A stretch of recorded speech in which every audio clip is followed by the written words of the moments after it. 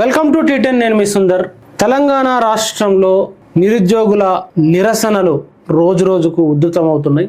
అటు దిల్సుఖ్ నగర్ చూసుకున్నా, ఇటు ఉస్మానియా యూనివర్సిటీ చూసుకున్నా, ఇటు పలు క్షేత్రాల్లో నిరుద్యోగులు నిరసనలు చేస్తూ ఉన్నారు ప్రతిరోజు. ఈ నేపథ్యంలో మన స్టూడియోలో ఉన్నారు నిరుద్యోగ జేఏసీ రాష్ట్ర కన్వీనర్ డాక్టర్ ఆర్ఎల్ మూర్తి గారు. నమస్తే మూర్తి గారు. నమస్తే.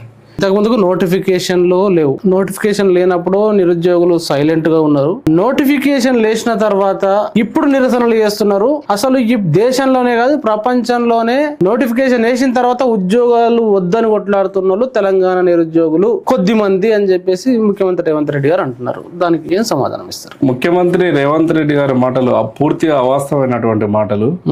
ఎందుకంటే వాళ్ళు ఇచ్చేటువంటి నోటిఫికేషన్లు కాంగ్రెస్ అధికారంలోకి వస్తే 2 లక్షల ఉద్యోగాలు ఒక్క మొదటి సంవత్సరంలోనే ఉద్యోగాలు ఇస్తామని చెప్పారు. వాటిని వదిలేసి ఈరోజు నోటిఫికేషన్లు వేసేటువంటి ఉద్యోగాలు కేవలం ఉన్న ఖాళీలకు పూర్తి ఉద్యోగాలు వేయట్లేదు. ఈరోజు ప్రధానంగా ఈ మాటలు మాట్లాడేటువంటి ముఖ్యమంత్రి గారు పోలీస్ కానిస్టేబుల్ కానీ ఎస్ఐ ఉద్యోగాలు సుమారుగా 20,000 పైన ఉద్యోగాలు ఉన్నాయని మనకు ప్రముఖులు కానీ లేదా డీజీపీ కానీ చెప్పారు.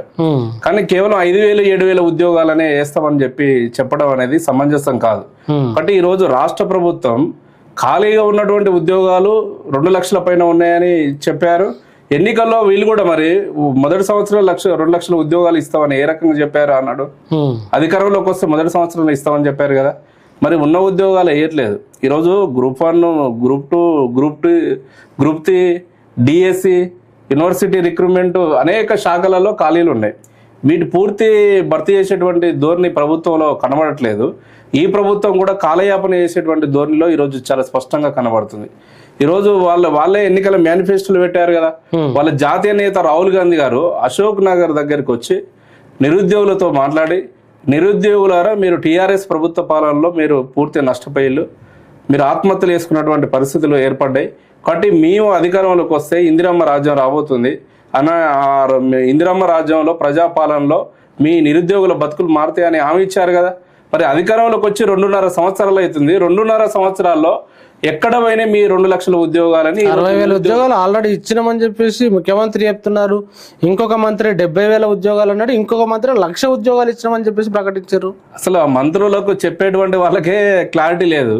అసలు వాళ్ళు మంత్రులా ఏమనాలనేటువంటి విషయాన్ని ఈ రోజు నిరుద్యోగులు అసలు వాళ్ళ మంత్రులాగా చూసే పరిస్థితి లేదు. ఎందుకంటే ఒక ప్రభుత్వ అధినేతలుగా ఉండి మినిస్టర్గా ఉండి వేసినటువంటి ఉద్యోగాల మీదనే ఒక క్లారిటీ లేదు. ఈరోజు ఆ ఉద్యోగాలు కూడా టీఆర్ఎస్ ప్రభుత్వంలో ఇచ్చినటువంటి నోటిఫికేషన్లు వాళ్ళే ఎగ్జామ్ పెట్టారు. కేవలం వీళ్ళు నియామక పత్రాలు ఇచ్చిళ్ళు. ఆ నియామక పత్రాలకు షో చేయడానికి ఫోటోలకు పోజ్ ఇచ్చి ఒక ఆర్డర్ కాపీ చేతిలో పెట్టి ఫోటో దిగిళ్ళు తప్ప వీళ్ళు కొత్తగా తెలంగాణలో ఈ ప్రభుత్వం అధికారంలోకి వచ్చిన తర్వాత కేవలం 16,000 ఉద్యోగాలు మాత్రమే ఇచ్చిళ్ళు. వీళ్ళు చెప్తున్న 60,000కు మీరు చెప్తున్న 16,000కు అసలు పొంతన లేదు. అదే మీ అని చెప్పేది. అదే టీఆర్ఎస్ ప్రభుత్వంలో ఇచ్చినటువంటి ఉద్యోగాలు కదా, నోటిఫికేషన్లు కదా. అంటే ఇదే నిరుద్యోగులు, ఇదే విద్యార్థులు, ఇదే నిరుద్యోగులు టీఆర్ఎస్ గవర్నమెంట్ లో జాబులు వేయలేదని అన్నారు. మీరే టీఆర్ఎస్ ప్రభుత్వానికి వ్యతిరేకంగా ఓటేసినారు. ఇప్పుడు ఈయనకు ఆ కాలంలో వచ్చిన ఉద్యోగాలు ఈ కాలంలో ఇచ్చారు అంటున్నారు. ఎట్లా అర్థం చేసుకోవాలి? టీఆర్ఎస్ ప్రభుత్వం అనేది అసలు తెలంగాణ రాష్ట్రం ఎందుకు తీసుకొచ్చిళ్ళు? ఆనాడు విద్యార్థులు నిరుద్యోగులు ఆత్మ బలిదానాలు చేసుకొని తెలంగాణ రాష్ట్రం వస్తే మా అందరికి ఉద్యోగాలు వస్తాయి, తెలంగాణ బ్రతుకులు బాగుపడతాయి, ఉపాధి దొరుకుతుంది, జీవన పరిస్థితులు మెరుగుపడతాయని, తెలంగాణ బతుకులు మారుతాయి, ఆంధ్ర దోపిడీ ఆధిపత్యం నుంచి బలవుతున్నటువంటి తెలంగాణ కాపాడుకోవాలని ఆ రోజు విద్యార్థులు ప్రధానంగా ముఖ్య భూమిక నిరుద్యోగులు విద్యార్థులు పోషించారు. వచ్చినటువంటి తెలంగాణలో ఆకాంక్షలు నెరవేర్చడంలో టీఆర్ఎస్ ప్రభుత్వం వైఫల్యం జరిగింది. వాళ్ళు కూడా పూర్తి స్థాయిలో ఉద్యోగాలు నియామకాలు జరగలేదు. 10 సంవత్సరాల్లో వాళ్ళు కనీసం 2 లక్షల ఉద్యోగాలు కూడా భర్తీ చేయలేదు. ఈరోజు తెలంగాణ కొట్లాడి తీసుకొచ్చింది ఉద్యోగాల కోసం, ప్రధాన ప్రాణాలు అర్పించారు కదా. అందుకే నిరుద్యోగులు విద్యార్థుల పోరాటం వల్ల చివరి సంవత్సరంలో వాళ్ళు కొన్ని నియామకాలకు సంబంధించినటువంటి నోటిఫికేషన్లు వేశారు. వాటిని పూర్తిగా ఎగ్జామ్ పెట్టి రిజల్ట్ ఇచ్చి వాటిని నియామక ఆర్డర్ కాపీ ఇచ్చేటువంటి పరిస్థితులు లేదా ఎన్నికలకు వెళ్ళారు. ఆ తర్వాత ఈ ప్రభుత్వం వచ్చిన తర్వాత ఈ ప్రభుత్వానికి గత టీఆర్ఎస్ ప్రభుత్వంలో జరిగినటువంటి పరిణామాలపైన ఒక అంచనా ఉంటది కదా. ఎన్నికల మేనిఫెస్టోలో మొదటి సంవత్సరంలో 2 లక్షల ఉద్యోగాలు ఇస్తామని ఏ రకంగా మీరు పెట్టారు? మరి ఇచ్చినటువంటి హామీని ఎందుకు నెరవేర్చట్లేదు? కాబట్టి ఆ ప్రభుత్వం ఇచ్చినటువంటి ఎన్నికల నోటిఫికేషన్ లో నియామక పత్రాలు ఆర్డర్ కాపీలు ఇచ్చింది తప్ప కొత్తగా వేయలేదు. 20,000 ఉద్యోగాలు మాత్రమే ఇచ్చిళ్ళు. వీళ్ళు చెప్పేది కేవలం 60,000 65,000 ఉద్యోగాలు అనేది శుద్ధ అబద్ధం. అది టీఆర్ఎస్ ప్రభుత్వంలో ఇచ్చినటువంటి నోటిఫికేషన్ అనేది మేము చెప్పదలుచుకున్నాం. నిజంగా చిత్తశుద్ధి ఉంటే ఈ ప్రభుత్వం చర్చ చేయడానికి మా దగ్గర ఇప్పుడు మీరు చెప్తున్నది నిజం అనుకోవాలా, ప్రభుత్వం చెప్తున్నది నిజం అనుకోవాలా, జనం ఎవరిది సరైంది అనుకోవాలి, ఎట్లా మరి? మేము సూటిగా అడుగుతున్నాం, ముఖ్యమంత్రి రేవంత్ రెడ్డి గారు, లేదంటే నీకు సంబంధించినటువంటి క్యాబినెట్ మినిస్టర్లు ఎవరినైనా పంపిస్తావా? ఉస్మానియా యూనివర్సిటీ ఆర్ట్స్ కాలేజ్ దగ్గర మీ నిరుద్యోగులను నిరుద్యోగుల ప్రతినిధులుగా మేము ఉన్నాం. నిరుద్యోగులు అందరూ మేము అక్కడ ఉంటాం, మీరు అక్కడికి రండి, చర్చిద్దాం. మీరు ఎన్ని ఉద్యోగాలు ఇచ్చారు, ఏ శాఖలు ఇచ్చారు, మీ ప్రభుత్వం వచ్చిన తర్వాత ఎన్ని ఉద్యోగాలు ఇచ్చారు, ఎన్ని ఖాళీలు ఉన్నాయనేటువంటి విషయాలను తేల్చుకుందాం. ఈరోజు ఈ ప్రభుత్వం వచ్చిన తర్వాత కూడా నిరుద్యోగులకు ఆశలు లేవు. ఈరోజు ప్రధానంగా ఏం చెప్పారంటే టీఆర్ఎస్ ప్రభుత్వం చాలా మోసం చేసింది, ఎప్పుడు ఉద్యోగాలు వస్తాయో తెలియదు. మీరు సంవత్సరాల తరబడి అశోక్ నగర్లో, దిల్సుఖ్ నగర్లో, ఉస్మానియా క్యాంపస్లో పస్తులు వండుకుంటూ 5 రూపాయలు భోజనం చేసుకుంటూ ఆ అప్పులు తీసుకొచ్చి లక్షల రూపాయలు ఖర్చు చేస్తారు. మన ప్రభుత్వం వస్తే, ప్రజాప్రభుత్వం వస్తే జాబ్ క్యాలెండర్ ఉంటుంది. జాబ్ క్యాలెండర్ వల్ల మీకు ఏ నోటిఫికేషన్ ఎప్పుడు వస్తుంది అనే విషయం మీకు ఒక క్లారిటీ వస్తుంది.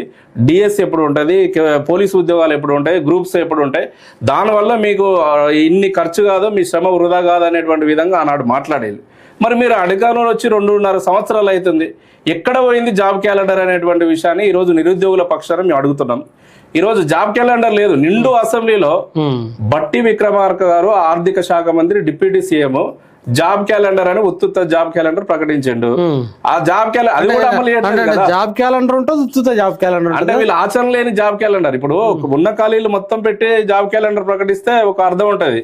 ఈ రోజు బిస్వాల్ కమిటీ వేసారు ఆ విభజన సందర్భంలో ఉద్యోగ ఖాళీల పైన 2 లక్షల పైన ఖాళీలు ఉన్నాయని చెప్పింది, సుమారుగా 3 లక్షలు. ఇప్పుడు ఈ ప్రభుత్వం ఏర్పడ్డ తర్వాత కూడా మన మాజీ సిఎస్ శాంతి కుమారి మేడం కమిటీ వేశారు ఎన్ని ఖాళీల వివరాల పైన. ఆ రిపోర్ట్ కూడా ఇప్పటికీ బహిర్గతం చేయనటువంటి పరిస్థితి ఉంది. బట్ మీరే చెప్పినటువంటి 2 లక్షల ఉద్యోగాలు భర్తీ చేయట్లేదు.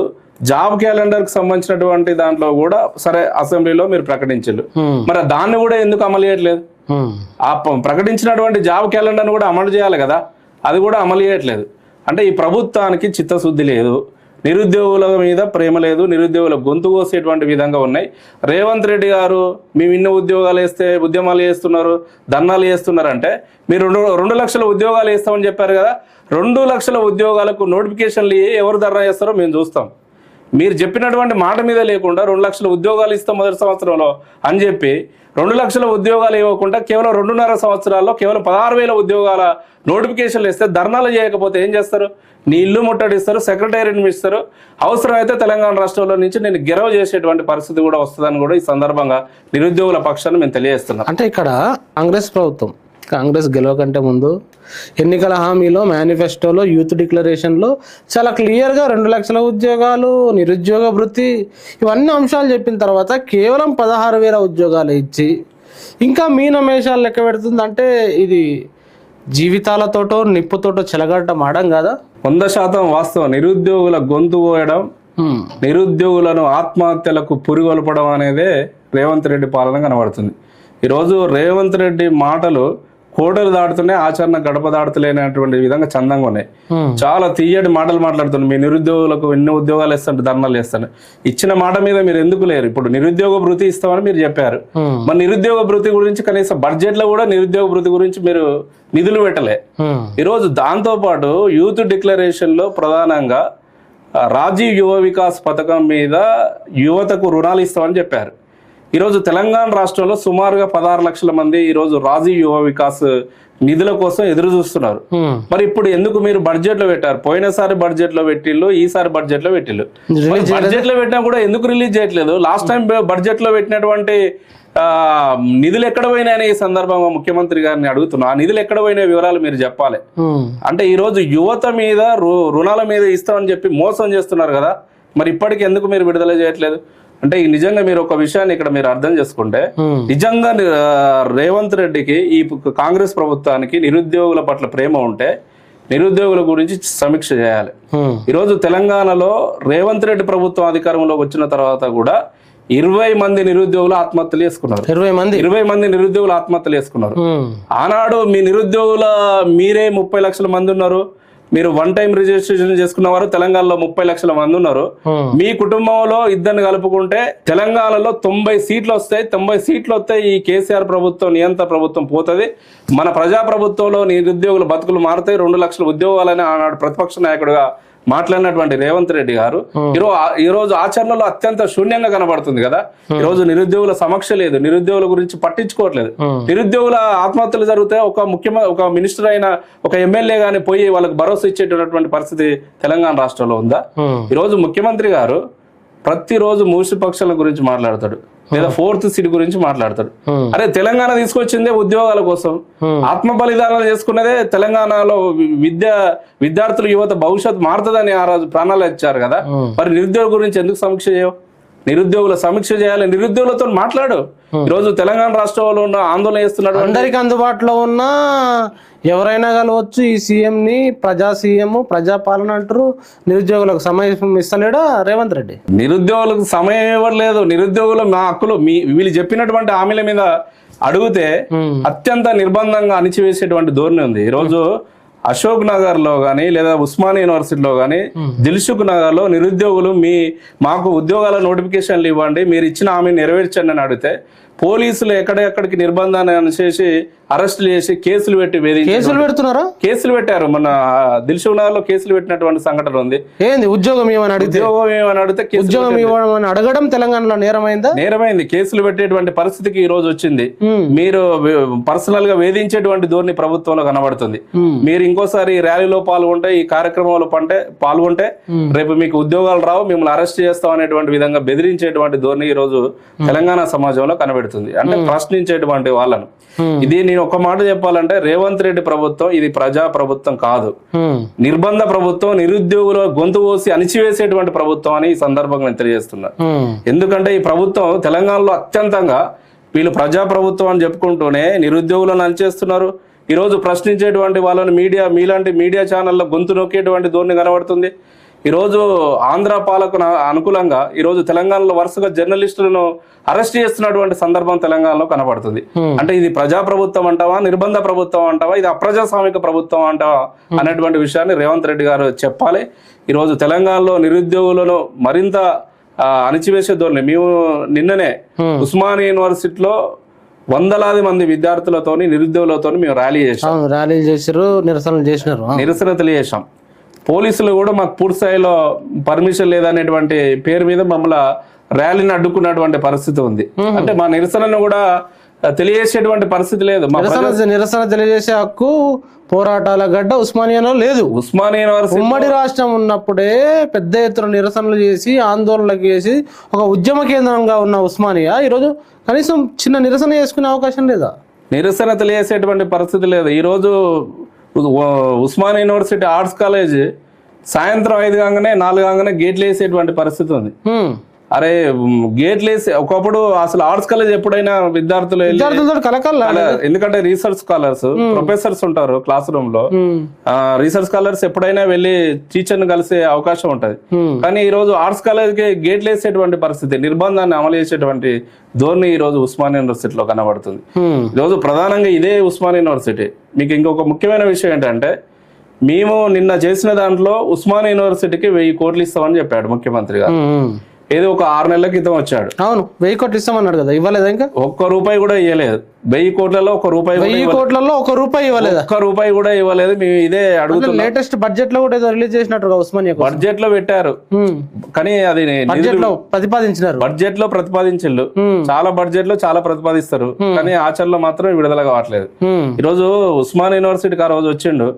తెలంగాణ అంటేనే ఉస్మానియా యూనివర్సిటీ, తెలంగాణ అస్తిత్వం అంటే ఉస్మానియా యూనివర్సిటీ, తెలంగాణ తీసుకొచ్చిందే ఉస్మానియా యూనివర్సిటీ, అది లేకపోతే తెలంగాణ లేదని చెప్పి చాలా గొప్పలుగా అయిపోయాడు. ఇవన్నీ వాస్తవ మాటలే. అంత బాగా మాట్లాడినటువంటి ముఖ్యమంత్రి గారు, అంత ప్రేమ ఉంది ఉస్మానియా యూనివర్సిటీ పట్ల అని ప్రకటించినటువంటి ముఖ్యమంత్రి గారు మరి 1000 కోట్లు ప్రకటించి ₹1 కూడా 6 నెలలు అవుతుంది, ఇప్పటికే ఎందుకు రిలీజ్ చేయట్లేదని. 1000 కోట్లు ప్రకటించి ₹1 ఇంకా రిలీజ్ చేయకపోవడం ఏంది? మరి దారుణం కాదు? ముఖ్యమంత్రి గారికి అంటే మీరు కరెక్ట్ లెక్కలతోటే మాట్లాడుతారా లేదు కేవలం రేవంత్ రెడ్డిని విమర్శించాలని ముఖ్యమంత్రి గారిని విమర్శించాలని ఇంటర్వ్యూలో మాట్లాడుతున్నారు? బరాబర్ లెక్కలతోనే మాట్లాడుతున్నాం. ఈ రోజు ముఖ్యమంత్రి గారు స్పందించాలి, లేదంటే ముఖ్యమంత్రి గారి మినిస్టర్లు స్పందించాలి. దీని మీద మేము బరాబర్ గా మాట్లాడుతున్నాం. ఆర్ట్స్ కాలేజ్కి రండి, మీ ప్రభుత్వం నుంచి ఎవరు వస్తారో మేము బరాబర్ లెక్కలతో వస్తున్నాం. ఈరోజు ఉస్మానియా యూనివర్సిటీకి మీరు చెప్పినటువంటి నిధులే మీకు ఇప్పటి వరకు రాలేదు. రాకపోవడం వల్ల యూనివర్సిటీ అకాడమిక్ వాతావరణం దెబ్బతింటుంది. ఇప్పుడు యూనివర్సిటీకి రాష్ట్ర ప్రభుత్వం నిధులు ఇవ్వదు, రాష్ట్ర ప్రభుత్వం నియామకాలు చేపట్టదు. ఉస్మానియా యూనివర్సిటీలతో పాటు రాష్ట్రంలో సుమారుగా 2000 పైన టీచింగ్ ఫ్యాకల్టీ ఖాళీలు ఉన్నాయి, నాన్ టీచింగ్ ఫ్యాకల్టీ ఖాళీ ఉన్నాయి. వీటిని భర్తీ చేయకపోవడం వల్ల యూజీసీ నుంచి రావాల్సినటువంటి నిధులు తగ్గుతున్నాయి. కేంద్ర ప్రభుత్వం నుంచి ఐసీఎస్ఆర్ నుంచి రావాల్సినటువంటి ప్రాజెక్టులు కూడా మొత్తం ఆగిపోతున్నటువంటి సందర్భం ఉంది. అకాడమిక్ వాతావరణం పూర్తిగా దెబ్బతింటుంది. ఇప్పుడు ముఖ్యమంత్రి గారు ఏమన్నారంటే ఉస్మానియా యూనివర్సిటీకి 3 లక్షల కోట్ల బడ్జెట్ 1000 కోట్లైందే ఉట్టినే ఇస్తా 2 నిమిషాల్లో అన్నట్టు గొప్పగా చెప్పిండు. మన వీసీ గారు ఏదో 100 కోట్లు సరే అని ఇట్లా మాట్లాడితే, ఏం వీసీ గారు 100 కోట్లు ఎంత పేదోళ్ళ లెక్క అడుగుతున్నావే, మన ఏం పేదోళ్ళం కాదు తెలంగాణ, 3 లక్షల కోట్లు 100 కోట్లు కాదు 1000 కోట్లు ఇస్తా ఇట్లా అని ఇప్పుడే ఇస్తున్నా అనేటువంటి విధంగా మాట్లాడండి. మరి 6 నెలలు అవుతుంది అసలు దాని గురించి మాట్లాడట్లేదు. అందుకే తక్షణమే రిలీజ్ చేయాల్సినటువంటి అవసరం ఉంది. లేకపోతే ఉస్మానియా యూనివర్సిటీ ఇప్పటికే పూర్తి స్థాయిలో నిర్వీర్యమైనటువంటి పరిస్థితికి వచ్చింది, అకాడమిక్ వాతావరణం దెబ్బతినే. కాబట్టి దీన్ని బాగు చేయాల్సినటువంటి అవసరం ఉంది. ముఖ్యమంత్రి గారి మాటలు మొత్తం ఈ రోజు ఇప్పుడు 100 ఏళ్ల చరిత్ర ఉస్మానియా యూనివర్సిటీ గురించి ఇట్లా మాట్లాడతాడు. ఇదే సేమ్ సందర్భంలో మన ప్రైవేట్ విశ్వవిద్యాలయాలకు తెలంగాణ అనుమతి ఇస్తాడు. మళ్ళీ స్కిల్ యూనివర్సిటీ అనే ఒక ప్రైవేట్ ఇండస్ట్రీలకు సంబంధించినటువంటి అది మహేంద్ర తనని తీసుకొచ్చి దానికి చైర్మన్ చేస్తారు. అంటే ప్రైవేట్ యాజమాన్యాలు కార్పొరేట్ సంస్థలందరినీ ఇండస్ట్రీకి సంబంధించినటువంటి వాళ్ళని తీసుకొచ్చి స్కిల్ యూనివర్సిటీ పేరు మీద వాళ్ళని తీసుకొస్తారు. అందులో నిజంగా ముఖ్యమంత్రి గారికి తెలంగాణలో ఈ బ్రహ్మాండమైనటువంటి యూనివర్సిటీలు ఉన్నాయిగా, ఓయూ, కేయూ, టీయూ, పియూ, అరే వీటికి నిధులు ఇచ్చితే ఈరోజు మన అసలు భారతదేశంలో ఒక పెద్ద యూనివర్సిటీలో చరిత్ర కలిగినటువంటి విశ్వవిద్యాలయాలు వీటి గురించి దృష్టి పెట్టాల్సినటువంటి ముఖ్యమంత్రి గారు ఈరోజు ప్రైవేట్ యూనివర్సిటీలకు అనుమతి ఇచ్చి ప్రైవేట్ యూనివర్సిటీని డెవలప్ చేసేటువంటి ఆలోచనలు ఉన్నాయంటే ముఖ్యమంత్రి గారు విద్యాశాఖ తన దగ్గర పెట్టుకొని ఈరోజు కార్పొరేట్ యాజమాన్యాలకు అనుకూలంగా పనిచేస్తుండే. ఈయన వచ్చేటప్పుడు కూడా ఏం చెప్పిండంటే తెలంగాణ రాష్ట్రంలో ఇక ప్రైవేటు విద్యా సంస్థలు ఉన్నాయి, ఫీజుల నియంత్రణ తీసుకొస్తున్నా, ఇక తెలంగాణను మొత్తం పీల్చిపిప్పి చేసేళ్ళు, పేద వర్గాలు మొత్తం బలైన పైళ్ళు రక్తంలాగా ఈ కార్పొరేట్ సంస్థలు పీల్చుకు తిన్నాయి, ఫీజుల నియంత్రణ చట్టం చేస్తామని చెప్పిండు. మరి ఫీజుల నియంత్రణ చట్టం ఎక్కడ పోయింది? ఈ రోజు డొనేషన్ల పేరు మీద ఇంజనీరింగ్ కాలేజీలు ఇప్పుడు అడ్మిషన్లు జరుగుతున్నాయి. లక్షల రూపాయలు ఒక్కొక్క అడ్మిషన్ పేరు మీద 10 లక్షల నుంచి 20 లక్షలు వసూలు చేస్తుంటే నీ ప్రభుత్వం ఏం చేస్తుంది? నీ ప్రభుత్వంకు సోయలేదా? అధికారులు ఏం చేస్తున్నారు? నిద్రపోతున్నారా? ఎవరి కోసం పనిచేస్తున్నారు? అంటే మీరు ప్రైవేట్ కార్పొరేట్ యాజమాన్యాలు ఇచ్చేటువంటి డబ్బుల కోసం, వాళ్ళు ఇచ్చేటువంటి అక్రమార్గాలు ఇచ్చేటువంటి వాటిని జేబులలో నింపుకొని సూట్ కేసులు పెట్టుకొని మీరు చూసి చూడనట్టు వ్యవహరిస్తున్నారా? ఈరోజు మీ ఇన్వెస్టిగేషన్ సంస్థలన్నీ ఎక్కడ పోయినాయి? ఈరోజు డొనేషన్ల పేరు మీద అక్రమంగా డొనేషన్లు వసూలు చేయొద్దు అని చెప్పేసి ప్రభుత్వం నుంచి ఇది ఉన్నట్టుంది కదా, ఉంది. దాన్ని ప్రభుత్వం అసలు పట్టించుకోవట్లేదు. ఈరోజు 10 లక్షల నుంచి 20 లక్షలు ఇంజనీరింగ్ సీట్లు అమ్ముకుంటున్న సందర్భం ఉంది.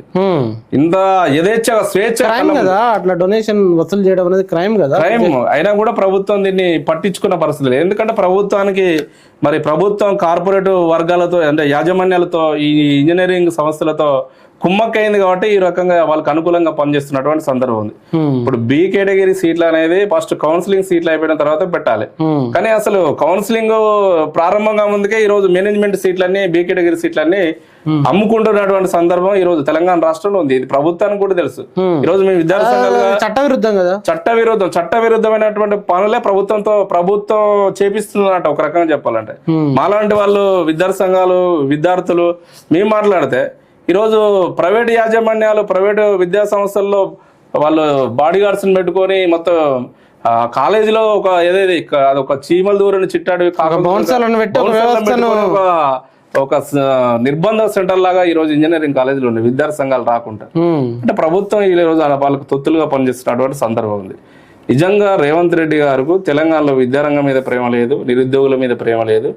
కేవలం తనకు ఒక సొంత ఎజెండా ఉంది. తన సొంత ఎజెండా అమలు చేయడానికి కోసం, తన అధికారాన్ని కాపాడడానికి కోసం భవిష్యత్తులో మళ్ళీ తన తెలంగాణలో తన అధికారాన్ని ఏ రకంగా నిలుపుకోవాలనేటువంటి దృష్టితోని ఆర్థిక కోణంలో తన సంపాదించుకొని రేపు భవిష్యత్తులో ఆ కోణం నుంచి బలపడాలనేటువంటి ఉద్దేశం ఉంది తప్ప తెలంగాణలో ఆయనకి ఏ రకమైనటువంటి ప్రేమ లేదనేది మేము చాలా స్పష్టంగా అర్థమవుతుంది. ఇక్కడ ఇంకొకటి కూడా మీరు నిరుద్యోగుల గురించి మాట్లాడుతున్నాం. అవును, బజ్జీల బండి పెట్టుకున్న ఉద్యోగమే అని ఒక కేంద్ర ఎంపీ గారు రఘునందన్ రావు గారు మాట్లాడారు. అవునవును, పకోడీలు వేసుకున్న ఉద్యోగమే అని ప్రధానమంత్రి గారు మాట్లాడినారు. దాన్ని ఎట్లా చూడాలి మరి? అసలు బడే బాయ్ చోటే బాయ్ ఇద్దరు నిరుద్యోగులు దగా చేసేటువంటి బాయ్లు వీళ్ళిద్దరు. నరేంద్ర మోడీ మేము అధికారంలోకి వస్తే ప్రతి సంవత్సరం 2 కోట్ల ఉద్యోగాలు ఇస్తామని చెప్పిండు. మరి ఎక్కడ పోయినా 20 కోట్ల ఉద్యోగాలు? మీరు వచ్చి ఇన్ని సంవత్సరాలు అయితే 12 సంవత్సరాలు 24 కోట్ల ఉద్యోగాలు రావాలి. ఎక్కడ పోయినాయి అంటే ఉద్యోగాల గురించి అడిగితే నిరుద్యోగులు మీరు పకోడీలు కూడా మేమే కల్పించడం, బజ్జీలు వేయడం మేమే కల్పించడం. ఈ రఘునందన్ రావు మన తెలంగాణలో మెదక్ ఎంపీ, ఈయనకు బుర్ర ఉందో లేదో మరి. ఈ గోకుల్ చాట్ లో మన పానీపూరి అమ్మడం కూడా ఉద్యోగం అంటుండు. మరి రఘునందన్ రావు వాళ్ళ పిల్లలు ఏమన్నా గోకుల్ చాట్ లో పానీపూరి వేసే సెంటర్ లో పనిచేపిస్తే మంచిదని ఈ సందర్భంగా తెలియజేస్తున్నాం. మరి మీ బీజేపీకి సంబంధించినటువంటి ఎంపీల పిల్లలు, బీజేపీ కార్యకర్తలను వాళ్ళను తెలంగాణ రాష్ట్రంలో పానీపూరి సెంటర్లు, బజ్జీల సెంటర్లు పెట్టి వాళ్ళని అందులో ఉద్యోగ ఉపాధి కల్పిస్తే బాగుంటుందని తెలియజేస్తున్నాం. మరి మీ వాళ్ళు ఎందుకు ఉద్యమాలు చేస్తున్నారు? తెలంగాణలో కాంగ్రెస్ పార్టీ ఉద్యోగాలు వేయట్లేదని బీజేపీ ఎందుకు ధర్నా చేస్తుంది? బజ్జీలు, పానీలు, పూరీలు ఇట్లాంటి సెంటర్లు పెట్టియచ్చు కదా. మీరు కేంద్ర ప్రభుత్వంలో అధికారంలో ఉన్నారు కదా, మీరు ఆ పని చేస్తే మంచిగా ఉంటుందని ఈ సందర్భంగా వాళ్ళకు సూచన చేస్తున్నాం. ఈరోజు ప్రభుత్వం చాలా అహంకారపూరితంగా, చాలా నీకు నిరుద్యోగం అంటే నిర్లక్ష్యంగా కనబడుతుందా రఘునందన్ రావు గారు? నిరుద్యోగులు అంటే నీకు ఏ రకంగా చిలుకనగా పడుతున్నారు?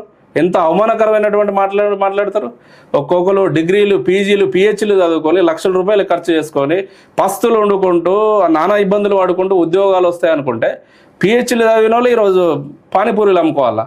మీ పిల్లలు మాత్రం దర్జాగా విదేశాల్లో చదువుకోవాలి, మీ వాళ్ళు మాత్రం పెద్ద పెద్ద ఇండస్ట్రియల్ కార్పొరేట్ కంపెనీలో ఉద్యోగాలు చేయాలి. మాలాంటి వెనకబడిన పిల్లలు బజ్జీలు వేసుకోవాలి, పానీపూరీలు అమ్ముకోవాలి. అంటే ఒక అహంకారంగా ఈరోజు రఘునందన్ రావు గారు మాటలు ఉన్నాయి. నిరుద్యోగులను చులకనగా చూసేటువంటి సభ ఉంది. అందుకే తెలంగాణలో నిరుద్యోగులు ఎవరు బీజేపీ నమ్మట్లే. దొంగల ఇది నిరుద్యోగుల మోసకారి పార్టీ అనేది తెలంగాణ నిరుద్యోగులు అందరూ అర్థం చేసుకున్నారు. ఖచ్చితంగా భవిష్యత్తులో తగిన సమయంలో రఘునందన్ రావుతో మొదలుకుంటే బీజేపీ పార్టీకి తెలంగాణలో పుట్టగతులు లేకుండా, అడ్రస్ లేకుండా నిరుద్యోగులే నాయకత్వం వహిస్తారని కూడా ఈ సందర్భంగా మేము నిరుద్యోగులు అంటున్నాం. ఈరోజు నరేంద్ర మోడీ ఉన్న ఉద్యోగాలను తీసేసే ధోరణి ఉంది. ఉన్న ఉద్యోగాలు తీసేయడం అంటే, ఉన్న ఉద్యోగాలు అంటే ప్రభుత్వ సంస్థలు ఉన్నటువంటివి బిఎస్ఎన్ఎల్, ఎయిర్లైన్స్ కానీ, రైల్వేస్ కానీ ఇవన్నీ మొత్తం ప్రైవేట్ పరం చేసి, ఇవన్నీ ప్రైవేట్ పరం అయిపోయిన తర్వాత ఈ ప్రభుత్వ ఉద్యోగాలు మొత్తం కోల్పోయినటువంటి పరిస్థితి ఏర్పడ్డది. అంటే ఈ ప్రభుత్వంకు అసలు నిరుద్యోగులకు ఉపాధి కల్పించేటువంటి ఆలోచన లేదు. మొత్తం ఈ రకమైనటువంటి నిరుద్యోగులను వంచేటువంటి విధానాలు ఉన్నాయి. రైల్వేల్లో సుమారుగా ఒక కేంద్ర ప్రభుత్వ ఉద్యోగాల్లో 50 లక్షల పైన ఉద్యోగాలు ఉన్నటువంటి సందర్భం ఉంది. ఖాళీలు ఉన్నాయి. 60 లక్షలు, 50 లక్షల పైన ఉన్నాయి. కానీ వాటిని భర్తీ చేసేటువంటి ఉద్దేశం ప్రభుత్వానికి లేదనేటువంటి విషయం అర్థమవుతుంది.